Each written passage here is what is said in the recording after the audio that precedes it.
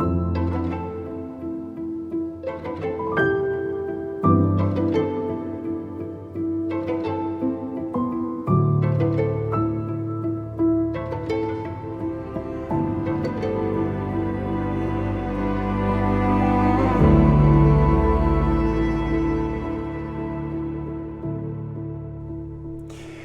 is called Shrove Tuesday. Get into more of that in a minute. It's also called Pancake Day. I'll get into more of that in a minute. These are pancakes right here. They're not just any pancakes. They are Swedish pancakes. I learned how to make them when I was a little kid from my great aunt Fran. And they involve butter and flour and butter and sugar and butter and milk and butter. And then you fry them in a griddle with butter. And then you put butter on them and syrup. When the Bible says to taste and see that the Lord is good, this is one of the ways that we do that. Now, today's called Shrove Tuesday. We're walking together. We in the fellowship of the withered hand. We can't, God can. We think we'll let him.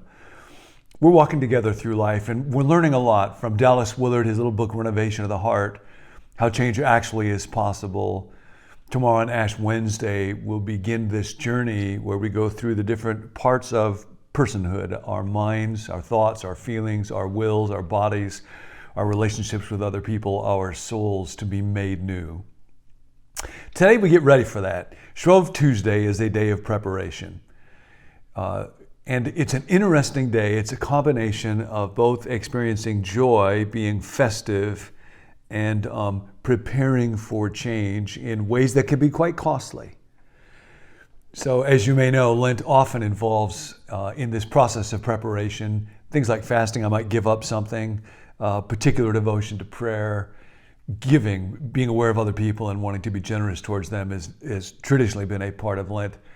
Shrove Tuesday is the day before Lent, and so what would often happen in people's homes is they would take the things that they were not going to eat during the Lenten season, like butter and fat and sugar, and then pancakes was a simple way to use all that stuff up so it doesn't get wasted. So that's why in churches that observe the Lenten season, often on the day before Lent, Shrove Tuesday, they will have pancakes. Now the reason it's called Shrove Tuesday is an old verb. We don't use it much anymore, but it's a beautiful word. Shrove or shrive. Shrove is the past tense, kind of like drove and drive. To shrive is something that a priest would do, where I would go to the priest. In our case, we go to each other. We go to the fellowship of the withered hand. And I confess, these are the sins that I wrestle with. And then I'm given acts of penance. Now, the idea there isn't that I punish myself to get God to stop being mad at me. It's a gift that where I can engage in certain practices so that I become the kind of person that will no longer do those things that I don't want to do.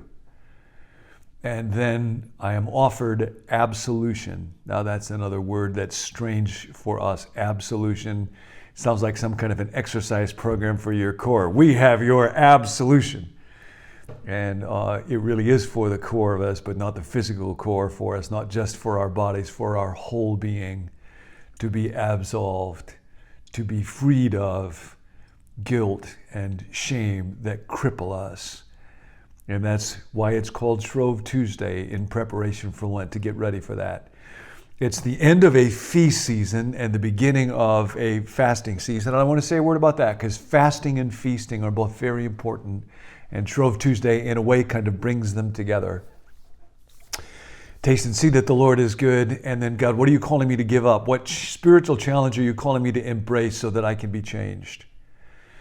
Now, the season in front of Lent actually began with what was called the Feast of Epiphany. And that marked the time when the Magi came and Jesus was revealed to them. And the church remembered that because really that was the revelation of Jesus, of the goodness of God, of God's love made to the Gentiles, to people who were not part of little Israel. We might call that Diversity Day or Multi-Ethnicity Day. The idea that now there is going to be a community for spiritual transformation to be captivated by love, and it will be available to everybody, Jew, Gentile, slave-free, male, female, barbarian, Roman, everybody. That captivated the church. In our day, we think diversity, multi-ethnic community would be a good thing, but we didn't originate it in our day.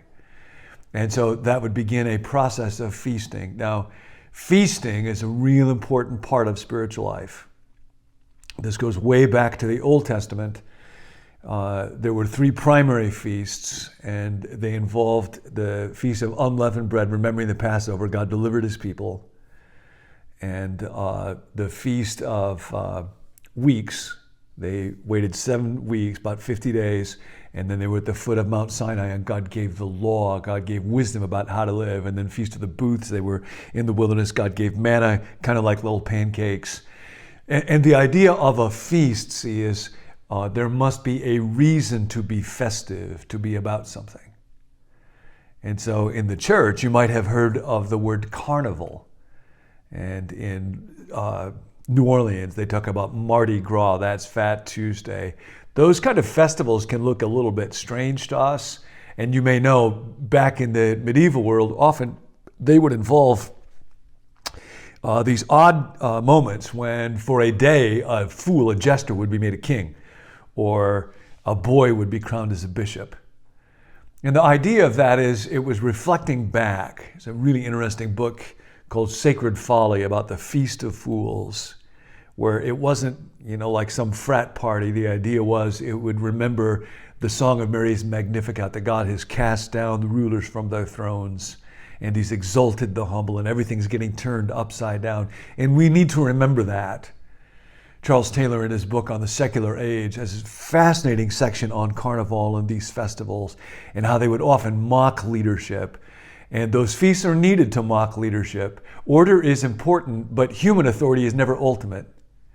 My kids used to mock me because, particularly on Sundays, I would eat all day long as much as I could. But because I would also preach on Sundays, often while I was preaching, I would have to pause because I had to deal with digestion management, and they always knew when that was happening, and they would mock me. It's a good thing for leaders to be mocked sometimes, to remember it's terribly important to say, here is the word of the Lord. Terribly important to take that as seriously as I can, but not to take myself seriously, not to take my own authority seriously. And that's important that we do not ultimize human authority. Human governments, totalitarian governments, do so much damage. And in the church too. If the church, in a sense, we hear a lot about deconstruction in our day. That's what some of those festivals like the Feast of Fools were about. If we don't deconstruct the church, somebody else will do it. And we do it so that we can reconstruct the gospel. But then on Shrove Tuesday, we're getting ready for this tremendous season to walk together to the cross with Jesus. And we want our souls to be shriven.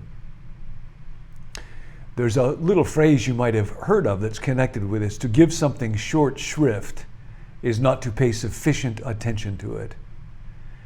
And that's actually a phrase that's used in Shakespeare. Character Lord Hastings was going to be executed, and people going to execution would be given an opportunity to examine their souls and confess their sins, and that was called a shrift. But he was told to make it a short shrift because the Duke of Gloucester, who was overseeing the execution, wanted to get home for dinner. So to give something short shrift, not to pay much attention to it, but the shrift that we make to examine our souls is worthy of our best attention, of our best focus. And that's what we get ready for as we approach Lent. There's a beautiful, beautiful poem by Longfellow about this proud, arrogant king, King Robert, who hears a chant about how God cast down the powerful from their thrones, and he says, well, no power can cast me down, but one does. An angel actually comes and takes his place, and he has to be a jester and lives in a prison and is humbled for years until one Easter, the power of the resurrected Christ comes to him. And that angel comes back to him again and asks him the question, art thou the king? He would always say in pride before, I'm the king. But this time, bowing down his head, King Robert crossed both hands upon his breast and meekly answered him, thou knowest best. My sins as scarlet are.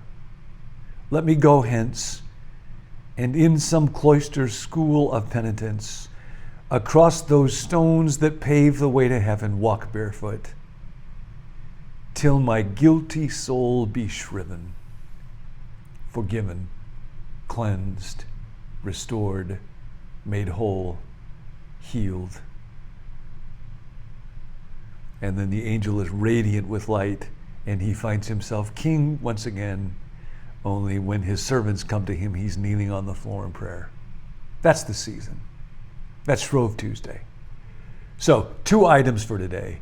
Taste and see that the Lord is good. Something in your life that you really enjoy, something to eat, somebody to talk to, something to read, something to look at, a walk in nature, conversation with somebody. Do something today to remind you that God loves feasting, only we have something to be festive about.